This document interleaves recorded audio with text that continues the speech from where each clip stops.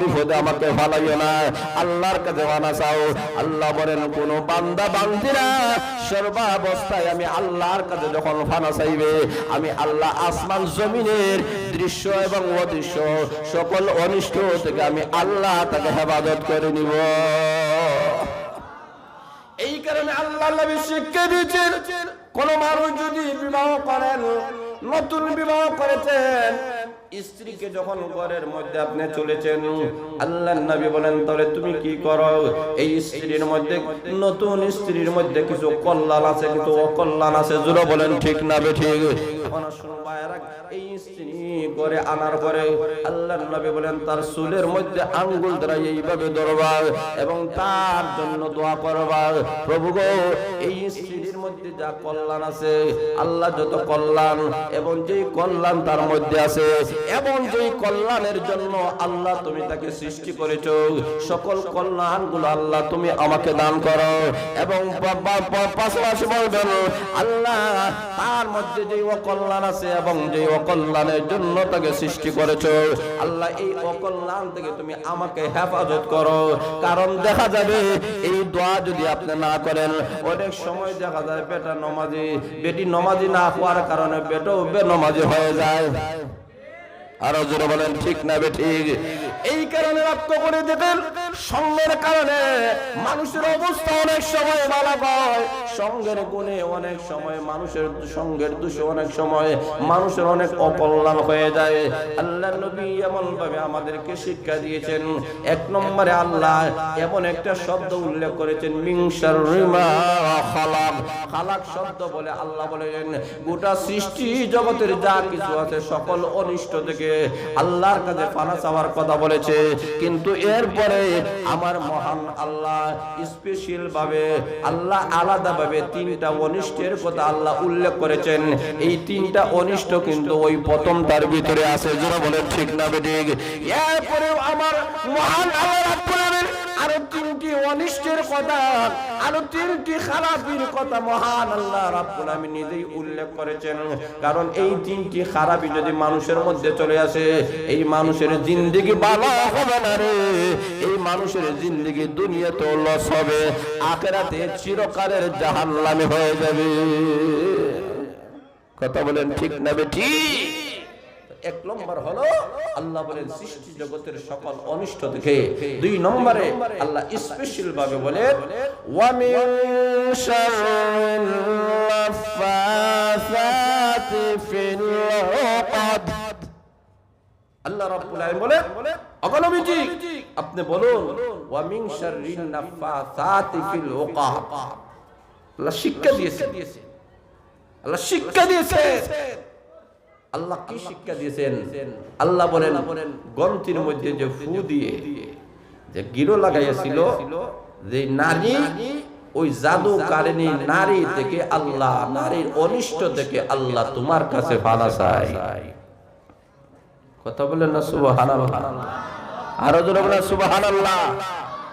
আল্লাহ বলেন গন্তিতে ফুৎকার দিয়ে যেই নারীটা এই জাদু করেছিল, এই অনিষ্ট থেকে তোমার কাছে পানা চাই।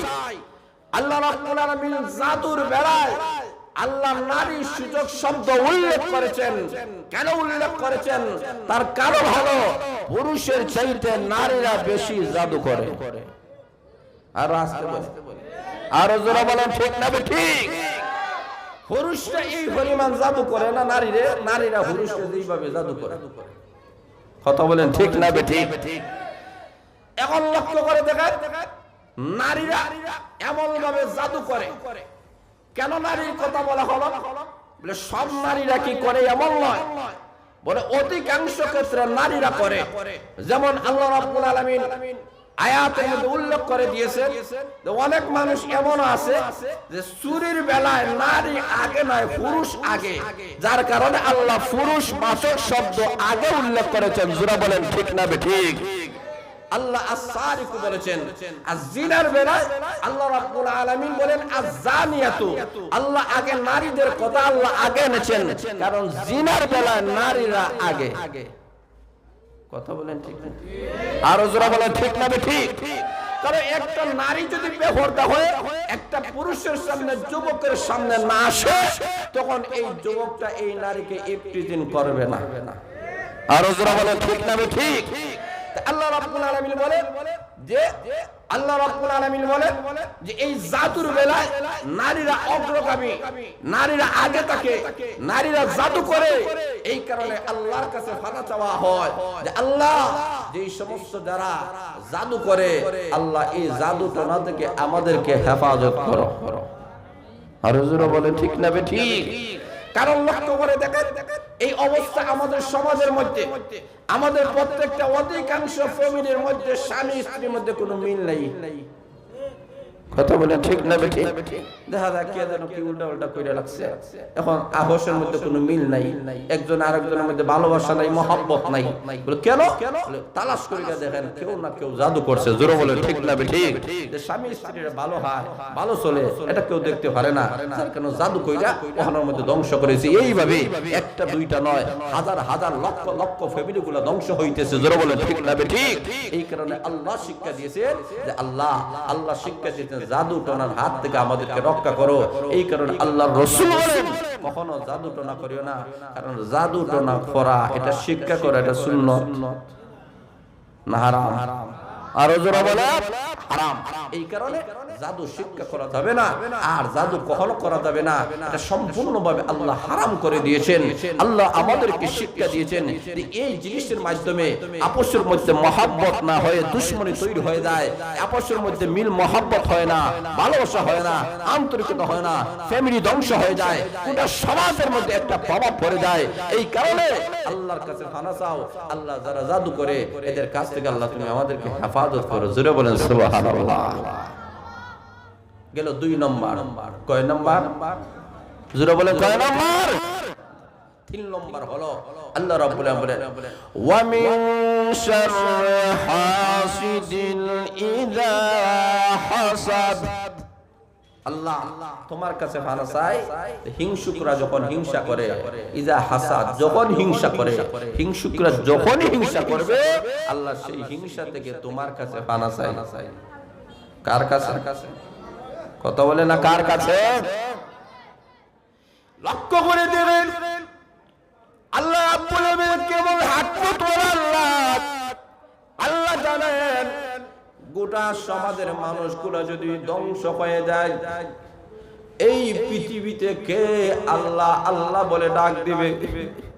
কে আল্লাহর জমিনে আল্লাহর গোলামি করবে? এই কারণে আমার মহান আল্লাহ রাব্বুল আলামিন যেই সমস্ত সমস্যাগুলো আছে, এই সমস্যাগুলো সমাধানের জন্য আল্লাহর দিকে যাওয়ার শিক্ষা দিয়েছেন। লক্ষ্য করে দেখেন আজকে আমাদের সমাজে হিংসার কারণে একজন আরেকজনকে দেখতে পারে না। জোরে বলেন ঠিক না ঠিক? একজন ধনী চায় না আরেকজন লোক আমার মতো ধনী হোক। আরো জোরে বলেন। একজন মানুষ গাড়িওয়ালার মালিক করে চায় না আরেকজন গাড়িওয়ালার মালিক হোক। একজন যদি বাসার মালিক হয়, মনে মনে চায় না আরেকজন বাসার মালিক হোক। জোরে বলেন ঠিক না বেঠিক? কোন মানুষের উন্নতি যদি দেখে যায়, হিংসুকেরা এমনি জ্বলে ফুরে চাই খাই হয়ে যায়, এমনি তার মনে ব্যথা বড় দুঃখ। বলে কেন? অমর লোকটা ধনী হয়ে গেল, টাকাওয়ালা পয়সাওয়ালা হয়ে গেছে। এই কারণে হিংসা এটা কবিরা গুনাহ। জোরে বলেন ঠিক না বেঠিক? আল্লাহর নবী বলেন যাদের অন্তরে হিংসা থাকবে, এই মানুষটা কখনো জান্নাতের ভিতরে যাইতে পারে না। বিশ্ব নবী বলেন যেমনি ভাবে আগুন কাঠটাকে জ্বালাইয়া পুড়াইয়া দেয়, ঠিক তেমনি ভাবে হিংসা মানুষকে জ্বালাইয়া পুড়াইয়া দেয়, আমলগুলা নষ্ট করে ফেলে। জোরে বলেন ঠিক না বেঠিক? আল্লাহর নবী রাহমাতুল্লাহ আলাইহি ডাক দিয়ে বলেন, রে আমার সাহাবায়ে কেরাম, তোমরা যদি জান্নাতি কোন লোক যদি তোমরা দেখতে চাও, ওই লোকটাকে দেখে নাও। আল্লাহর নবী যখন ঘোষণা করেছেন, সাহাবায়ে কেরাম লক্ষ্য করে দেখেন নবীর একজন সাহাবী, তারা আনন্দিত হয়ে গেলেন, মনে মনে বড় আনন্দিত। আমার ভাইয়ের বেলায় আল্লাহর নবী জান্নাতের ঘোষণা দিয়েছেন। দ্বিতীয় দিন আবার এইভাবে আল্লাহর নবী বলেন, ও আমার সাহাবায়ে কেরাম, তোমরা যদি জান্নাতে কোন লোক দেখতে চাও, ওই লোকের দিকে তাকাও। এবার তাকাইলেন, দেখা যায় ওই লোকটা গতকাল যেই লোকের কথা বলেছেন ওই লোকটা আজকেও দেখা যায়। তৃতীয় দিন আল্লাহর নবী ওই লোকের কথা বললেন। একজন সাহাবী বলেন আমি আশ্চর্যান্বিত হয়ে গেলাম, ওই সাহাবীকে আল্লাহর নবী 3 বার ঘোষণা করেছেন ওই সাহাবী নাকি জান্নাতি।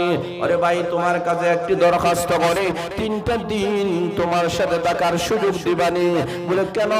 না একটু সুযোগ দাও, কারণ নবী বলেছেন তুমি জান্নাতি। আর আসতে বলেন সুবহানাল্লাহ। নবী বলেছেন তুমি জান্নাতি। আমাকে একটু সুযোগ দাও। 3 দিন পর্যন্ত সাহাবের সঙ্গে অবস্থান করেছেন, কিন্তু এমন কোন উল্লেখযোগ্য কোন আমল পান নাই যে আমলের কারণে আল্লাহর নবী তাকে জান্নাতের ঘোষণা দিয়েছেন। আবার মুখ করে ডাক দিয়ে বলেন এমন কি তুমি আমল করেছো যে আমলের কারণে আল্লাহর নবী তোমাকে 3 বার জান্নাতের ঘোষণা দিয়েছেন? ওই সাহাবী বলেন এমন কোন উল্লেখযোগ্য আমল আমার কাছে নাই, তবে একটা আমলের কথা আমি বলতে পারি। সেই আমলটা হলো আমার অন্তরে কোনো হিংসা নাই। আর আসতে হল সুবহানাল্লাহ। আমার অন্তরে হিংসা নাই।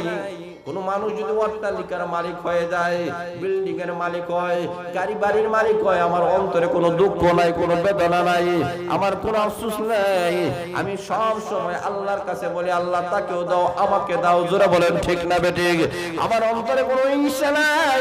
আমি ঘুমানোর পূর্বে মানুষের যত পাওনাগুলো আছে সবগুলো আমি দিয়ে দিই, এবং মানুষেরা কোনো অন্যায় আচরণ যদি করে ফেলে আমি তাৎক্ষণিকভাবে আমার অন্তর থেকে সবগুলা দূর করে আমি ঘুমাইয়া যাই।